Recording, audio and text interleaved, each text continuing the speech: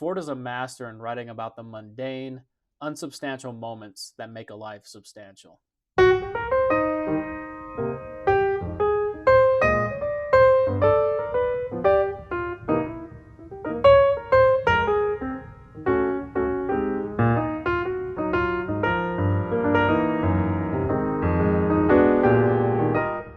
Hello, everyone. Welcome to Read the Right Thing Book Reviews. I'm Eric. Thanks for tuning in.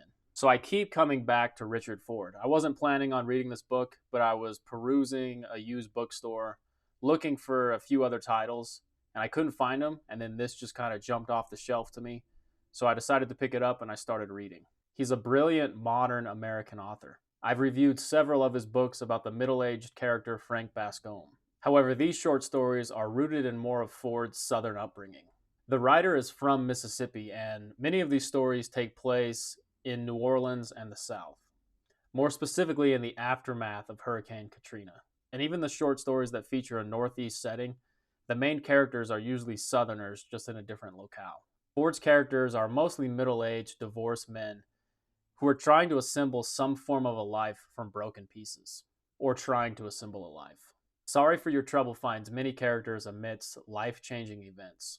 These characters are displaced and lonely, and they are all coping with something and seeking friendship and companionship. The New York Times reviewer Rand Richard Cooper says, "These stories are about the death of stories." And it's no wonder some of these stories take place in post-Katrina New Orleans, a city that constantly seems to be reassembling itself after disastrous hurricanes. Ford is a master in writing about the mundane, unsubstantial moments that make a life substantial. There is always a looming event like a death or a divorce, but Ford usually focuses on the mundane. So instead of getting thoughts on divorce or death, you get thoughts on something smaller before the more important subjects are brought up. And Ford is also great at writing interior dialogue, especially with middle-aged men. I would say Ford is at the top of the list in American realism. I find him similar to a Philip Roth or a William Dean Howells or Raymond Carver. If you don't feel like tackling one of his 500-page Bascombe novels, this short story collection would be a great place to start. It'd be a good introduction into Richard Ford. But at some point, you should definitely read the Bascombe novels because that's Ford's best work. The New York Times says, "Ambivalence is the default emotion in this collection of short stories." My favorite story was probably Nothing to Declare or the short story Leaving for Kenosha. Both stories are set in New Orleans, which is a city I love. I've only been there once. I went there a few years ago during Jazz Fest, but everything was a good time. The architecture, the food, the music scene, it all exceeded and blew away my expectations. Nothing to Declare is about ex-college lovers whose cross paths unexpectedly in a New Orleans bar. These two people walk through the city of New Orleans, and the woman tries to rekindle the love that they may have once had.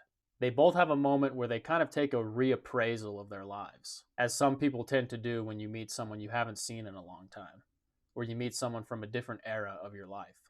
I particularly like how Ford writes the setting of the bar and town.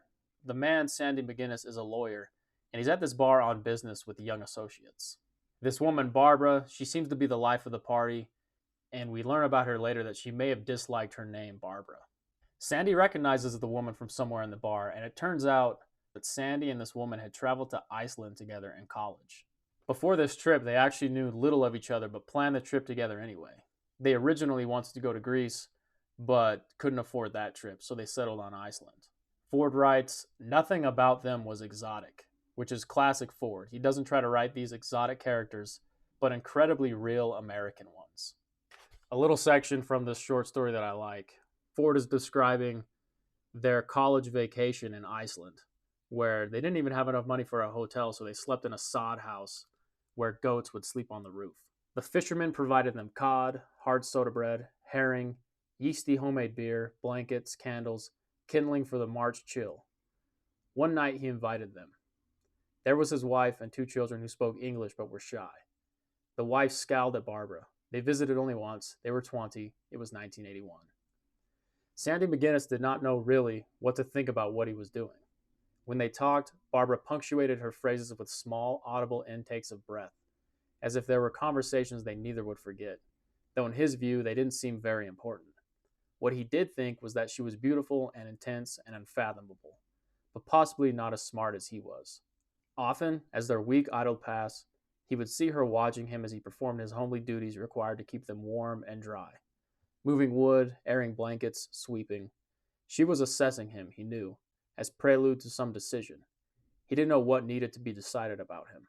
And then she told him, unexpectedly, she was intending to stay on after he left, to learn to read the sagas, which she believed would help confer the repose she so badly wanted. To which Sandy McGinnis thought, yes, loving her did not mean more than how he felt at that moment. He would go happily back. Perhaps he would see her again, or not. He was thinking about veterinary school. She could read her sagas. He also felt he could easily marry her. The short story Leaving for Kenosha is about a divorced man named Walter Hobbs. The story takes place in post-Katrina New Orleans, and Walter, just like the city, is putting itself back together after devastation. Walter is divorced and his wife is currently remarried. Right now, he's driving his daughter to the dentist.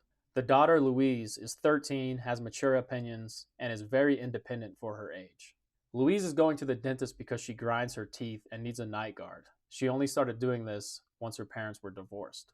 Walter is tasked with picking up a going-away card at Walmart for one of Louise's friends who is moving.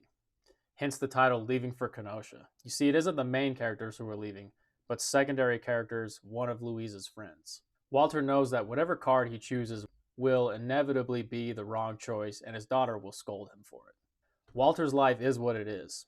I think he has accepted his fate as a middle-aged divorcee, but he also seems to still enjoy the time he has with his daughter and other people around him. Louise, however, still has hopes and dreams that she can go anywhere and live any life. She still sees a world of possibilities with only a hint of doubt. I also love how Ford writes the relationship between parents and children. They are often both a nuisance to each other, but you can still feel the love that they have for each other. This story is a microcosm of how tragedy and also change can affect a person and a community. Some people accept their fates for what they are, while others, like Louise, still hold out hope for a brighter future in faraway places. Either way, I think it's important to enjoy what you have.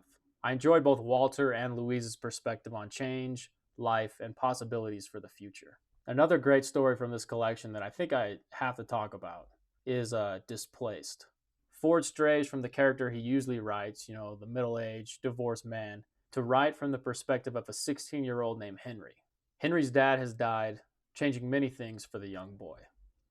Henry feels lost, devalued in society, and lonely. He lives with his mother across the street from a dial house that contains many different types of people. His mother forbids him to talk to anyone in that dial house except for a family of Irish immigrants. Most likely because the Irish immigrants are Catholic just like they are. The Irish family has 2 children, a girl and a boy. Henry becomes friends with the older boy Niall out of desperation for some form of friendship or anyone who treats him normally. However, Niall is a strange, overconfident neighbor. In some moments he's somewhat kind, and in other moments he's caustic and passive-aggressive towards Henry. One night, Henry and Niall go to the drive-in movie theater. Niall is nice at first, trying to show Henry a good time, but then is patronizing and mean as the night goes on. I think both of these boys are lost and confused, and the night really culminates in an act that I think leaves both boys confused, angry, and at least one of them probably feeling violated. Both Niall and Henry are trying to piece together life out of something, anything, and they're not doing it too successfully. Niall has a jaded, pessimistic view of the world that I hope wouldn't rub off on anyone, especially Henry with no dad. Niall expects everyone to do bad things, and he doesn't think that anything really matters. I read that this story could be somewhat biographical for Richard Ford, because he also grew up in Mississippi and faced similar life events, but the author said that this story isn't biographical at all. There's also an audio version of Richard Ford reading the story that I suggest you check out. I've listened to it a few times and it's really good. My dislikes of not just this story, but the collection as a whole. With any short story collection, there are stories you really love and then some that are just okay. They just don't really move the needle for you. And I felt similar with these set of short stories. There were a handful I really loved, and there were some that after I finished, I just thought, whatever.